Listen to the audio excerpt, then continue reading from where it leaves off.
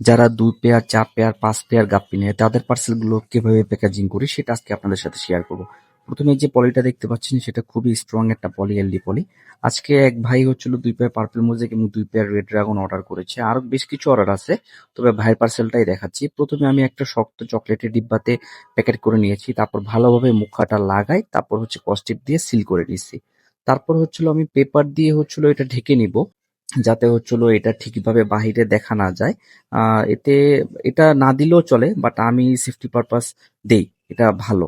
তো আমি ফার্স্টে ভালোভাবে পেপার দিয়ে হচ্ছিল প্যাকেজিং করে নিচ্ছি, যাতে হচ্ছিল সুন্দরভাবে থাকে এবং হচ্ছিল দেখাও না যায়। তারপর আমি একটা পলিথিন নিয়ে নিয়েছি। পলিথিনটা হচ্ছিল সুন্দরভাবে পলিথিনের ভিতর ঢুকিয়ে পলিথিনটা হচ্ছিল অনেকটা র্যাপিং এর মতো প্যাকেট করে নিয়েছি। আর এটা হচ্ছিল আমি এমন ভাবে প্যাকেট করব যাতে হচ্ছিল এটা একটু ফুলে থাকে।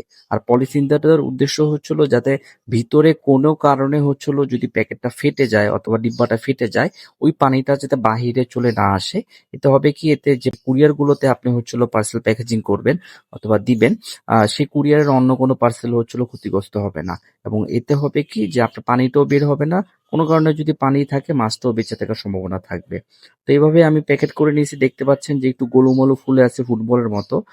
এটা আলাদা একটা প্রোটেকশন দিবে এটার ভিতরে যে বাবলটা হবে। তো এইভাবে আমি প্যাকেজিং করা শেষ করার পর আমি উপরে সুন্দরভাবে লিখে দিব যে সাবধানে রাখবেন জীবন্ত রঙিন মাছ এবং এটা নিজ দায়িত্বে যাচ্ছে।